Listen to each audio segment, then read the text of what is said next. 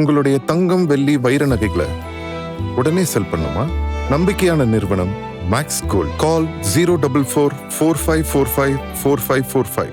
Maths Gold, cash for gold. வணக்கம் my dear zonemates, welcome to Shafi zone. நான் உங்க Shafi and இன்னைக்கு நம்ம பார்க்க போறது சட்டமன்றத்துல நீட்டுக்கு எதிராக ஒரு தனி தீர்மானமே நாங்க நிறைவேற்றிருக்கோம். பிரசிடென்ட் கிட்ட போயிருக்கு, அங்கேயும் ஒப்புதல் தரல, நாடாளுமன்றத்துல ஒப்புதல் தர. நீங்க என்ன சார் சொன்னீங்க? திராவிட முன்னேற்ற கழகம் ஆட்சிக்கு வந்ததுன்னா கண்டிப்பா நீட் தேர்வு ரத்து செய்யப்படும். எங்களுக்கு தெரியும் எப்படி ரத்து பண்ணணும்னு. நியாயமா நீங்கள் செய்தது நியாயமா? வரப்போற சட்டமன்றத்துல செஷன்ல நீங்க கண்டிப்பா பாப்பீங்க, ஒரு தனியா ஒரு அறிக்கை ரெடி பண்ணிட்டு இருக்கோம். அந்த ஆடிட்டிங் ஃபைல தாக்கல் பண்றோம். அன்னைக்கு இருக்கு உங்களுக்கு வராம் பாரு வேட்டக்காரன்.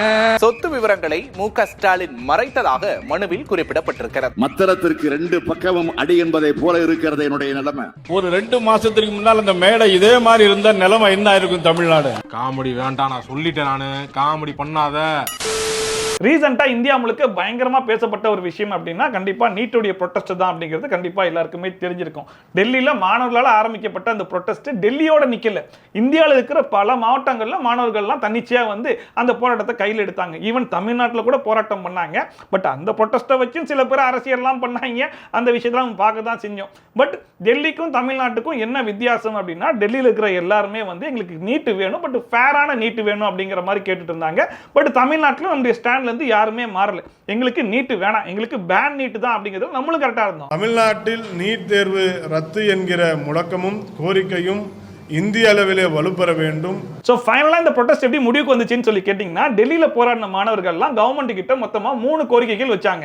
ஃபர்ஸ்ட் ஒன் என்னன்னு சொல்லி கேட்டீங்கன்னா, அந்த நீட்டோட கொஸ்டின் பேப்பர் லீக் ஆச்சு இல்லையா, அதுக்கு கவர்மெண்ட் முழு பொறுப்பு ஏத்துக்கணும். பொறுப்பு ஏத்துக்கிறது மட்டும் இல்லாம மத்திய அமைச்சர் தர்மேந்திர பிரதான் ரிசைன் பண்ணணும் அப்படிங்கிற மாதிரி கேட்டிருந்தாங்க. அவர் ரிசைன் பண்ணிட்டாரு. நீட் வினாத்தாள் கசிவுக்கு எதிராக நாடு முழுவதும் பல்வேறு இடங்களில் மாணவர் அமைப்பினர் போராட்டம் நடத்தி வரும் நிலையில் மத்திய அமைச்சர் தர்மேந்திர பிரதான் ராஜினாமா செய்திருக்கிறார். மத்திய அமைச்சர் ரிசைன் பண்ணா மட்டும் போதாது, நீட்டால பாதிக்கப்பட்ட மாணவர்கள் இருப்பாங்க இல்லையா, அந்த மாணவருடைய குடும்பத்துக்கு நிவாரணம் கொடுக்கணும் அப்படின்னு சொல்லி கேட்டிருந்தாங்க. அண்ட் இந்த நீட்டுடைய ப்ரொடெஸ்ட்ல நிறைய ஸ்டூடெண்ட்ஸ் மேல எஃப்ஐஆர் வந்து போட்டிருந்தாங்க. அந்த எல்லா எஃப்ஐஆரையுமே நீங்க கேன்சல் பண்ணணும் அப்படிங்கிற மாதிரி மொத்தமா 3 கோரிக்கைகளை வச்சிருந்தாங்க. கவர்மெண்ட் அந்த 3 கோரிக்கைகளையும் அக்செப்ட் பண்ண ஒரே காரணத்தினால மட்டும்தான் இன்னைக்கு அந்த மாணவர்கள் அந்த ப்ரொடெஸ்ட்டை வந்து வாபஸ் வாங்கியிருக்காங்க. பாதிக்கப்பட்ட அனைத்து குடும்பங்களுக்குமே நிவாரணத்துக்கு வழங்கப்படும் என்று மத்திய அரசு அறிவித்ததும், ஏற்கனவே அமைச்சர் பதவியை ராஜினாமா செய்ததும், அந்த போராட்டத்தில் ஈடுபட்ட மாணவர்கள் மீது போடப்பட்ட அனைத்து வழக்குகளும் போது ரத்து செய்யப்படும் என்று மத்திய அரசு அறிவித்ததும் தற்போது போராட்டம் வாபஸ் பெறும் என்று கூறியிருக்கிறார்கள். ஒரு வழியா டெல்லியில போராடின மாணவர்களுக்கு ஒரு தீர்வு கிடைச்சிருச்சு. பட் ஸ்டில் தமிழ்நாட்டை பொறுத்த வரைக்கும் எங்களுக்கு நீட்டு வேணாம் அப்படிங்கறத நம்ம இன்னுமே சொல்லிக்கிட்டு தான் இருக்கோம். பட் நமக்கு எப்போ ஒரு தீர்வு கிடைக்கும் அப்படிங்கிறது தான் ஒரு பெரிய கேள்விக்குறியாவே இருக்கு. நீட் எக்ஸாமை பொறுத்த வரைக்கும் அதை பேன் பண்ணக்கூடிய பவர் நம்ம கையில் இல்லைங்கிறது எல்லாருக்குமே தெரிஞ்ச விஷயம் தான். ஒருவேளை தமிழக அரசுக்கிட்டே பேன் பண்ணக்கூடிய பவர் இருக்கு அப்படின்னா யார் ஆட்சிக்கு வந்தாலும் பண்ணியிருக்கலாமே, ஏன் பண்ண முடியல? மற்றவங்கெல்லாம் நாங்கள் முயற்சி பண்ணுறோம், எங்களுடைய ஸ்டாண்டுமே பேன் நீட்டு தான், நாங்கள் அதுக்கான முயற்சிகளை பண்ணிக்கிட்டு இருக்கோம் அப்படிங்கிற மாதிரி தான் சொல்லிட்டு இருந்தாங்களே தவிர்த்து, ஒருத்தவங்க மட்டும்தான் எங்களுக்கு அதோடைய ரகசியம்லாம் தெரியும், எங்கள் தலைவர் ஆட்சிக்கு வந்தாருன்னா கண்டிப்பாக நீட்டை ரத்து பண்ணிடுவாங்க, நாங்கள் ஆட்சிக்கு வந்ததுக்கப்புறம் நீட்டே இருக்காது, +2 மார்க்கை வச்சு டைரக்டாக மெடிக்கலுக்குலாம் படிச்சிடலாம் அப்படின்னு சொல்லிட்டு எக்கச்சக்கமான உருட்டெல்லாம் உருட்டி கடைசியில் ஆட்சியும் பிடிச்சாங்க. திராவிட முன்னேற்ற கழகத்தினுடைய ஆட்சி உதயமான உடனே இந்த நீட் தேர்வை சட்டப்படி ரத்து செய்கிற முயற்சிகளை நாங்கள் முழுமையாக ஈடுபடுவோம், அதில் வெற்றி காண்போம். ஆனா 5 வருஷத்துல நாங்களும் எவ்வளவோ ட்ரை எல்லாம் பண்ணி பார்த்தோங்க. ஆனா எங்களால எதுவும் பண்ண முடியல, அங்க எதுவும் ட்ரை பண்ணாம இல்ல அப்படிங்கிற மாதிரிலாம் பேசிட்டு இருந்தாங்க. அந்த கேள்வியை ஒரு ப்ரௌட் கொத்தூஸ் கிட்ட கேட்டதுக்கு அவர் எவ்வளவு ப்ரௌடா பதில் சொல்றாருன்னு கேளுங்களேன். ரகசியம் தெரியும்னு சொன்னாரு 2021 தேர்தல் பிரச்சாரத்துல. 5 வருஷம் அந்த ரகசியம் தெரியலையா அப்படிங்கிற ஒரு விமர்சனத்தை அவங்க சார்பா வைக்கிறாங்க. அவங்க புரிதல் அவ்வளவுதான் நினைக்கிறேன். ஏன்னா இவ்வளவு ஒர்க் நாங்க பண்ணிருக்கோம், அந்த ரகசியத்தை ஒர்க் தான் இவ்வளவு ஒர்க் பண்ணிருக்கீங்க. உண்மையை சொல்ல வேண்டிய நேரம் வந்துருச்சு. சொல்லு 2023 ஆகஸ்ட் 20ஆம் தேதி நாங்க வந்து ஹங்கர் ப்ரொடெஸ்ட் ஆரம்பிச்சிருக்கோம். அதுக்கப்புறம் சிக்னேச்சர் கையெழுத்து வாங்கியிருக்கோம். அந்த சிக்னேச்சர் கொண்டு போய் நாங்க வந்து பிரசிடென்ட் ஆஃப் இந்தியா கிட்ட கொடுத்திருக்கோம். அவங்க ஒப்புதல் கொடுக்கல. 2வது சட்டமன்றத்துல நீட்டுக்கு எதிராக ஒரு தனி தீர்மானமே நாங்க நிறைவேற்றிருக்கோம். அந்த தீர்மானத்தை நிறைவேற்றி ஆளுநர் அவர்கள் ஒப்புதல் கொடுக்கல. அது அடுத்தது பிரசிடென்ட் கிட்ட போயிருக்கு, அங்கேயும் ஒப்புதல் தரல, நாடாளுமன்றத்தில் ஒப்புதல் தர. இவ்வளவு ஒர்க் நாங்க பண்ணிருக்கோம் நீட்டுக்கு எதிராக. சட்டமன்றத்திலையும் சரி வெளியிலையும் ப்ரொடெஸ்ட் பண்ணியிருக்கோம். எங்களால எல்லா எஃபர்ட்டும் போட்டோம். இப்போ அதை ஒழிக்க வேண்டியவங்க யாரு? பிஜேபி அரசு ஒழிக்கணும். இன்னைக்கு இருக்கிற தாவேக அரசு நீட்டுக்கு எதிராக அவங்க என்ன போராட்டம் கையில் எடுத்தாங்க? ஆக மொத்தத்தில் நீங்க மக்கள் கிட்ட உருட்டு எப்படி இருந்துச்சுன்னா, அதிமுகவுடைய தலைவருக்கு எப்படி முயற்சி பண்ணணும் அப்படிங்கிறது அவருக்கு தெரியல. அந்த சீக்ரெட் தெரியாம கண்டமணிக்கு ட்ரை பண்ணிட்டு இருக்காப்ல. எப்படி காய நகர்த்தினா எப்படி வரும்ன்றதெல்லாம் எங்களுக்கு நல்லா தெரியும், எங்களுக்கு ஓட்டு போடுங்க அப்படிங்கிற மாதிரி தானே கேட்டீங்க. கடைசியில் நாங்கள் எல்லாத்தையும் முயற்சி பண்ணி பார்த்தோம்ல, கடைசியில் தான் கையை விரிச்சோம் அப்படிங்கிற மாதிரி சொல்றது நியாயமா? சட்டமன்றத்திலையும் சரி வெளியிலயும் ப்ரொடெஸ்ட் பண்ணியிருக்கோம். எங்கனால எல்லா எஃபர்ட்டும் போட்டோம். சரி, அதிமுக ஆட்சியில் இருக்கும்போது அவங்க எதுவுமே பண்ணலையான்னு சொல்லி கேட்டா அவங்களும் முயற்சி பண்ணிருக்காங்க. அது என்னன்றது கேளுங்க. மருத்துவ படிப்புக்கான நீட் தேர்விலிருந்து விலக்களிக்க வகை செய்யும் மாநில அரசின் மசோதாக்களுக்கு குடியரசுத் தலைவரின் ஒப்புதலை பெற்று தருமாறு பிரதமர் மோடியை முதலமைச்சர் எடப்பாடி பழனிசாமி வலியுறுத்தியிருக்கிறார். இது தொடர்பாக பிரதமருக்கு அவர் எழுதியிருக்கும் கடிதத்தில் மத்திய மாநில அரசுகளில் பொதுப்பட்டியலில் உள்ள கல்வி தொடர்பாக சட்டம் இயற்ற மாநில அரசுக்கு அதிகாரம் இருப்பதை உறுதி செய்துள்ள நீதிமன்ற தீர்ப்புகளை சுட்டிக்காட்டியிருக்கிறார். சோ அவரால் என்ன பண்ண முடியுமோ அதை முயற்சி பண்ணி பார்த்திருக்காப்புல, கடத்துல முடியல. அதுல வேற இவரே சொல்றாப்புல அதை கேன்சல் பண்றது யாரால முடியும்? பிஜேபி கவர்மெண்டால தான் அப்படின்னு சொல்லிட்டு. சரி, இப்ப டிவிக்கு என்ன பண்ணிருக்காங்களா? அதை ஒழிக்க வேண்டியவங்க யாரு? பிஜேபி அரசு ஒழிக்கணும். இன்னைக்கு இருக்கிற தாவேக அரசு நீட்டுக்கு எதிராக அவங்க என்ன போராட்டம் கையில் எடுத்தாங்க? 5 வருஷத்துக்கு முன்னாடி எல்லாத்தையும் பண்ணுவோம்னு சொல்லி ஆட்சிக்கு வந்து 5 வருஷமா எல்லாத்தையும் முயற்சி பண்ணி பார்த்துட்டு ஒன்னும் நடக்கலன்றத அவங்களே சொல்லிட்டு இப்ப டிவிக்கு என்ன பண்ணிருக்காங்களா? நீங்க தான் எல்லாத்தையும் ட்ரை பண்ணிட்டீங்கல்ல, நடக்கல, மறுபடியும் அது எல்லாத்தையும் இவங்களும் ட்ரை பண்ணணுமா? இதுல நகைச்சுவை என்னன்னா, அதிமுக ஆட்சியில் இருக்கும்போது எடப்பாடி முயற்சி எல்லாம் பண்ணி பார்த்துட்டு கடைசியில் எங்களால நீட்டை ரத்து பண்ண முடியல அப்படிங்கிற மாதிரி சொன்ன உடனே ஸ்டாலின் அதுக்கு என்ன தெரியுமா சொல்லியிருக்காப்ல? நீட் தேர்வு விவகாரத்தில் தோல்வியை ஒப்புக்கொண்டு முதலமைச்சர் எடப்பாடி பழனிசாமி பதவி விலகுவதோடு மக்களிடம் பகிரங்க மன்னிப்பு கேட்க வேண்டும் என திமுக செயல் தலைவர் ஸ்டாலின் வலியுறுத்தியுள்ளார். அவரால் முடியலன்றது தெரிஞ்ச உடனே அவரே பதவி விலகிறது மட்டும் இல்லாம மக்கள்கிட்ட போயிட்டு பகிரங்கமா மன்னிப்பும் கேட்கணும் அப்படின்னு சொல்லிட்டு யாரு சொல்லியிருக்கா? நீங்க ஆட்சிக்கு வந்து ஒரு 2 வருஷம் 3 வருஷம் இல்ல 4 வருஷம் கழிச்சாச்சு, சரி ரைட் இது பிம்பிலிக்கு பிலாப்பி தான் போல இருக்கு, நம்மளால முடியாது அப்படிங்கிறது உங்களுக்கும் தெரிஞ்சிருக்கும்ல. அப்போ நீங்க எடப்பாடி அவர்களை பார்த்து கேட்ட கேள்வியை நீங்களே உங்களுக்கு கேட்டுக்கிட்டு நான் ரிசைன் பண்றேன், எனக்கு இது வேலைக்காகாது, அதனால நான் வந்து மக்கள்கிட்ட பகிரங்கமா மன்னிப்பு கேட்கறேன் அப்படிங்கிற மாதிரி கேட்டுட்டு போயிருக்கலாமே. I don't care. நான் மட்டுமல்ல, நீங்கள் ஒவ்வொருவரும் ஐ டோன்ட் கேர் என்று சொல்லி நகர வேண்டும். ஆக மொத்தம் இவங்க பண்ற காமெடி எல்லாம் எப்படி இருக்குன்னா, தமிழ்நாட்டுக்குள்ள நீட்டு வரதுக்கு முக்கியமான காரணம் இருக்கிறது நாங்க தான். இப்ப வந்து நீட்டை எதிர்த்து போராடுறது யாரு? அதுவும் நாங்க தான். 5 வருஷமா ஆட்சியில இருந்து எவ்வளவோ முயற்சி பண்ணி பார்த்தோம், எதுவும் பண்ண முடியாததும் நாங்க தான். ஆனா இப்போ ஒரு ஆட்சி வந்து 60 நாள் தான் ஆகுது, ஆனாலும் அவங்க என்ன பண்ணிருக்காங்கன்ற கேள்வியை கேட்போம், அதுவும் நாங்க தானா? நாங்க தான். இதுல அந்த மனுஷனே சொல்றாப்புல பிஜேபி கவர்மெண்ட் கிட்ட தான் பவர் இருக்குன்னு. ஆனா நீட்டு போராட்டத்துல போயிட்டு என்ன தெரியுமா பண்ணிருக்காங்க?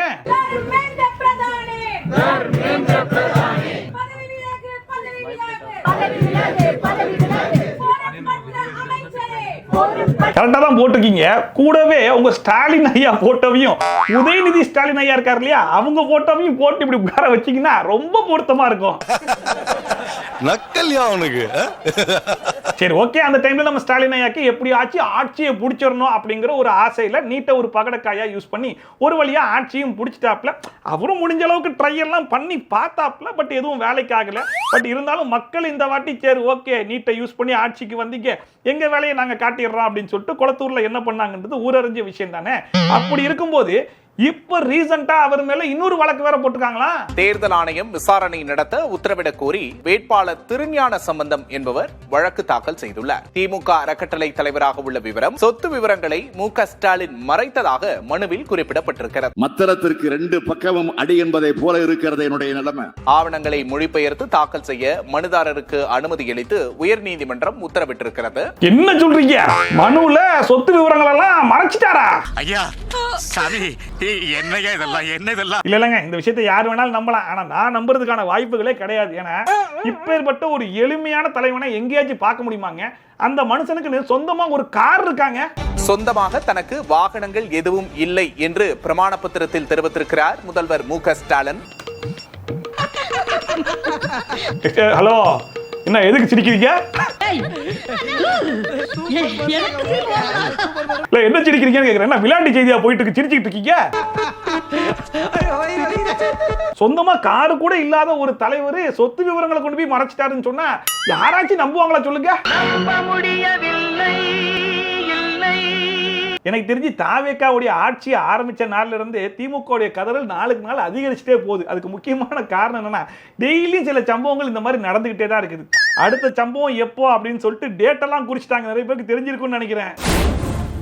உனக்கு நான் தான்டா.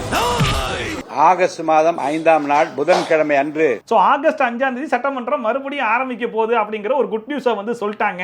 ஆல்ரெடி அதுவே நமக்கு ஒரு சம்பவம் தான். ஆனா அன்னைக்கு ஒரு சிறப்பான சம்பவத்தை நாங்க இப்பவே ரெடி பண்ணி வச்சிருக்கோம் அப்படின்னு சொல்லிட்டு ஒருத்தர் அனௌன்ஸ்மெண்ட் கொடுத்திருக்காப்ல, அதையும் கேளுங்க. வரப்போற சட்டமன்றத்துல செஷன்ல நீங்க கண்டிப்பா பாப்பீங்க, ஒரு தனியா ஒரு அறிக்கை ரெடி பண்ணிட்டு இருக்கிறோம், ஒரு ஆடிட்டிங். அந்த ஆடிட்டிங் ஃபைல தாக்கல் பண்றோம். அன்னைக்கு இருக்கு உங்களுக்கு அந்த ஊழல் பட்டியல் என்ன நடக்க போகுது உங்களுக்கு தெரியும். ஆல்ரெடி 300 கோடி 400 கோடி நியூஸ் எல்லாம் வந்துகிட்டு இருக்கு. இப்ப ஆடிட்டிங்லாம் பண்ணி ஊழல் பட்டியலே வெளியிட போறாங்களாமே. இதுல யார் யாரு எத்தனை கோடியில மாட்ட போறாங்கன்னு தெரியலையப்பா. திரும்புற பக்கம்லாம் கதறல் கதறல் கதறல், காதல இருந்து ரத்தம் வராத குறை. எப்படியோ ஆகஸ்ட் 5 சம்பவம் இருக்குன்னு தான் நினைச்சோம். ஆனா தரமான சம்பவம் வெயிட்டிங் போலயே. ஓட்டு ஓட்டு ஓட்டு ஓட்டு ஓட்டு ஓட்டு ஓட்டு ஓட்டு வராம் பாரு வேட்டக்காரன். ஸ்டாலினுக்கு கடைசி வரைக்கும் மேகதாதுன்னா என்னன்னு தெரியாது. ஒரு நிமிஷம் நான் சொல்றதுக்கு நிப்பாட்டிட்டு கேட்டு பாருங்க. உதயநிதி போய் மேகதாதுல என்ன பிரச்சனை, உங்க தாத்தா என்ன செஞ்சாரு, 1970 என்ன செஞ்சாரு, 71 என்ன செஞ்சாரு, 74 என்ன செஞ்சாரு. நீங்க ஆளுங்கட்சியா இருக்கிறதுக்கு கெசட்ல கூட வெளியிடல. இதெல்லாம் கேட்டு பாருங்க. உதயநிதி இப்ப நான் சொன்ன விஷயம் கேட்டு பாருங்க. உங்களுக்கு உங்க கட்சியை வழி நடத்துறதுக்கான தகுதி இருக்கான்னு சொல்லி வாக்கெடுக்க வைக்க தைரியம் இருக்கான்னு கேட்டிருக்காங்கன்னு போய் கேளுங்க. சிடிஆர் நிர்மல்குமார் ரீசெண்டா ஒரு பிரஸ் மீட் கொடுத்திருந்தாப்ல. இதுல மேகதாது பத்தின சில கேள்விகளை கொண்டு போய் எதிர்க்கட்சி தலைவர் உதயநிதி ஸ்டாலின் கிட்ட கேளுங்க அப்படிங்கிற மாதிரி சொல்லி அனுப்பிச்சாப்ல. நம்ம பிரஸும் ஃபர்ஸ்ட் டைமா சார் சொல்லிட்டார்ல கேட்டுருவோம் அப்படின்னு சொல்லிட்டு எதிர்க்கட்சி தலைவர்கிட்டே போய் அந்த கேள்வியும் கேட்டாங்க. மேகதாட்டு அணை குறித்து எதிர்க்கட்சி தலைவருக்கு பெரிதாக ஒன்றும் தெரியாது. சிடிஆர் நிர்மல்குமார் உங்களுடைய பதில் தெரியல.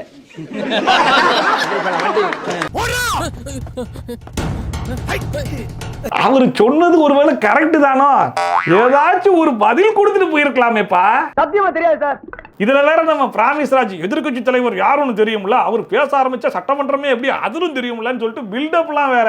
இப்ப சொல்லி அமைச்ச கேள்வியை கேட்டதுக்கே பதில காணமே. இதுல சிஎம் சார் பிரஸ் மீட்ல பேச மாட்டார்னு ஒரு குற்றச்சாட்டு வேற. முதல்லயே போன் பண்ணி சொல்ல வேண்டாமா, நாளைக்கு நான் இந்த கேள்வி எல்லாம் கேட்க போறேன், அவர் ஏதாச்சும் பதில் ப்ரிப்பேர் பண்ணிட்டு வருவார். ஒரு பக்கம் அவரு தான் பதில் சொல்லாம போறாருன்னு சொல்லி பார்த்தா, இன்னொரு பக்கம் இன்னொரு முக்கியமான அமைச்சர், இவர் எல்லாருக்கும் ரொம்ப பிடிச்ச அமைச்சர் வேற, அவர் என்ன பண்றாரு கேளுங்க. தலைமறைவா இருக்கு அப்படி இப்படிலாம் சொல்லிட்டு இருந்தாங்களா, உண்மையா தலைமறைவா இருக்கீங்களா, என்ன நடந்தது? நானே சொல்லிட்டு உங்ககிட்ட மீட் பண்றேன். ஒண்ணு நடக்க வேண்டாம். இப்ப ஏதாவது விசாரணைன்னு சொல்லிட்டு கேக்குறாங்க. சொல்றேன் பாஸ், சொல்றேன். ஆடல் கீடல்லாம் பாருங்க. நாங்க ஒன்னும் சிஎம் மாதிரி பிரஸ் எல்லாம் பார்க்காம இருக்க மாட்டோம். நாங்கெல்லாம் தைரியமா பிரஸ் மீட் பண்ணுவோம். பட் பிரஸ் ரிப்போர்ட்டர்ஸ் கேட்கிற கேள்வியை மட்டும் அவாய்ட் பண்ணிட்டு போயிடுவோம். ஓடினே இருக்கிறாரு. அண்ட் ரீசெண்டா இன்னொரு பயங்கர சுவாரஸ்யமான சம்பவம் கூட ஒன்று நடந்துச்சுங்க. தமிழ்நாட்டில் பயங்கரமான ஒரு பேச்சாளர், ஒரு முக்கியமான கட்சியுடைய தலைவர், அந்த மனுஷன் ஸ்டேஜில் பல விஷயங்களை பேசட்டாலும் அவரை உட்கார வச்சு சில கொலாபரேஷன் மேட்டர்லாம் பேசியிருந்தாங்க. அது என்னன்றத கொஞ்சம் கேளுங்களேன். என்ன பயங்கர ஆவா சார், இது யாரு சூப்பர் ஸ்டார் வருங்காலம் இவரு தெரியாது. அழகா இருக்கு பாத்தீங்களா, மாப்பிள்ளை சீமான் உள்பட எல்லாரும் இங்க இருக்கிறாங்க.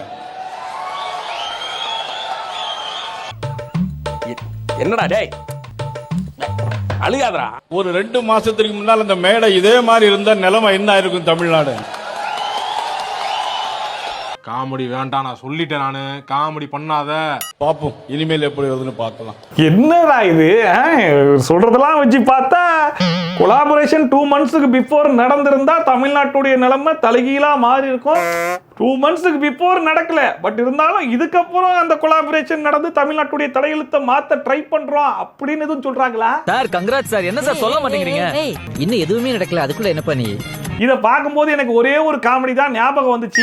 அது என்ன காமெடினா, வயசுக்கு வந்தா என்ன வரல என்ன என்ன அன்னைக்கு விஜய் பார்த்ததா அதுக்கப்புறம் பார்க்கவே முடியும், இனிமேலும் பார்க்கவும் முடியாது. அவங்களை யார் பார்க்கறோம், வாயில் வேற வர மாட்டேன், தங்கச்சி வேற நிரோஷம் மட்டும், அது பேரு மட்டும் பேரும் தெரியல, அவங்க மட்டும்தான் பார்க்கணும். மக்களுக்கு நல்லா புரியும், எல்லாத்தையும் தெளிவா பார்த்துக்கிட்டு இருக்கிறாங்க. 12 மணிக்கு யாராவது கேட்க வைக்க முடியுமா முதலமைச்சரோட? என் தங்கச்சி மட்டும் தான் கேட்க முடியுமா? அப்படிப்பட்ட தங்கச்சி நான் வச்சிருக்கேன். என்ன பேரு? நிரோஷமா திரிஷா. 50 வருஷமா ஒரே டெக்னிக்கா?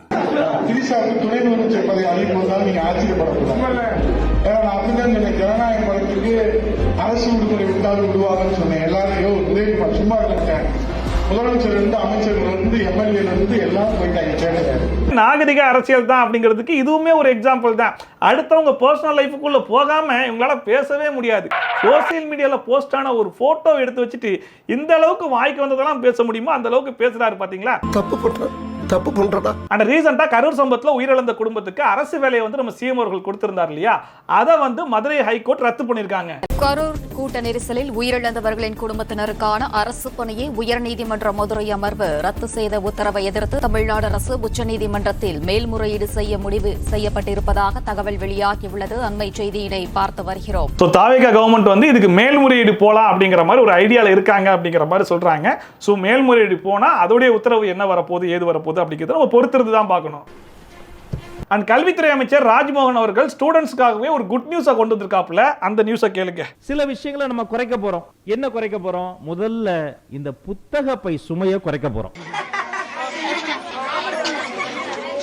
எவ்வளவு புத்தக பையினுடைய சுமை குறைகிறதோ அவ்வளவுக்கு அவ்வளவு அந்த குழந்தையினுடைய மனசுமை குறையும். கரெக்டாங்கயா? ரொம்ப கரெக்ட். இது ஸ்டூடெண்ட்ஸ்க்கு மட்டும் கிடையாது, பேரண்ட்ஸுக்கும் தான். ஏன்னா என் பையனுடைய பேக் எல்லாம் வந்து வீட்ல இருந்து ஸ்கூல் வேன்ல ஏத்தி விடுறதுக்காக தூக்கிட்டு போவேன். அவ்வளோ வெயிட்டாக இருக்கும். அப்போவே யோசிப்பேன் இதெல்லாம் எப்படி வந்து தூக்கிட்டு சுற்றுறான் அப்படின்னு சொல்லிட்டு. ஸோ உண்மையிலேயே அந்த பையோடைய சுமையை நீங்கள் குறைச்சிங்க அப்படின்னா அது ஒரு மிகப்பெரிய ரிலீஃப் ஸ்டூடெண்ட்ஸ்க்கும் பேரண்ட்ஸ்க்கும். ஒன்றும் இல்லை, அடிச்சு சொல்கிறேன், அடுத்து வரப்போகிற நியூஸை நீங்கள் கேட்ட உடனே உங்கள் மூஞ்சில் ஒரு பயங்கரமான ஒரு சந்தோஷம் வரும். ஏன்னா இந்த நியூஸை கேட்கும் போது எனக்கும் வந்துச்சே. கிட்னி திருட்டு கேஸில் நம்ம ஏற்கனவே நீங்கள் கேட்டிருந்தப்ப நான் சொல்லியிருந்தேன் வெளிப்படையான இந்த இன்வெஸ்டிகேஷன்ஸ் போகும்னு சொல்லியிருந்தேன். நாங்கள் கிளம்பிட வேண்டியதான். கூட்டத்தில் பச்சை சட்டக்காரன் எஸ்கேப் ஆகிறான். தவறு யார் செஞ்சிருந்தாலும் சட்டப்படி நடவடிக்கை எடுப்போம் நம்ம உறுதியளித்திருந்தோம். முதலமைச்சர் அவர்களுடைய வழிகாட்டுதலின்படி எந்தவித அரசியல் தலையிடம் இல்லாமல் வேற எந்தவித நோக்கமும் இல்லாமல் இந்த விசாரணை இந்த கோர்ட்டோட நடவடிக்கைகள் இருக்கும் அப்படிங்கறத நான் சொல்லிக்கொள்ள விரும்புகிறேன். கிட்னி கேஸ் அப்படிங்கிற மாதிரி சொன்ன உடனே நம்ம மைண்டுக்கு வரக்கூடிய மொத்த மூச்சு என்ன மூச்சிக்கிறது எல்லாருக்கும் தெரிஞ்ச விஷயம் தான். அண்ட் வந்து யாரு தவறு பண்ணியிருந்தாலும் கண்டிப்பா நாங்க ஆக்ஷன் எடுப்போம் அப்படிங்கறத ரொம்ப ஸ்ட்ரிக்டா சொல்லியிருக்காங்க. சீக்கிரம் எடுங்க, அதுக்காக தான் நாங்க எல்லாரும் வெயிட்டிங். ரொம்ப ஆவலோட எதிர்பார்க்கிறாங்களே. ஏய் திரும்பி. சோ ஆனந்தா இந்த வீடியோ பார்த்து கொஞ்சம் என்ஜாய் பண்ணிருப்பீங்க நம்புறேன். ஒருவேளை என்ஜாய் பண்ணீங்க அது மறக்காம கமெண்ட் செக்ஷன்ல சொல்லுங்க. அண்ட் இதே மாதிரி ட்ரோல்ஸ் அண்ட் ரிவ்யூஸ்லாம் கண்டிப்பா பார்க்க நினைச்சீங்கன்னா மறக்காம சப்ஸ்கிரைப் பண்ணிட்டு பக்கத்துல கூடிய பெல் ஐகான் டான் தட்டி விட்டீங்கன்னா நான் போற வீடியோ நோட்டிஃபிகேஷன்லாம் டான் டைம் வந்து சேரும். சோ மீடியா மேட்ச் சூப்பரான வீடியோட சூப்பரான ரிவ்யூவோட சூப்பரான ட்ரோலோட சந்திக்கிறேன். Then bye from Shafi. Tata bye bye and take care.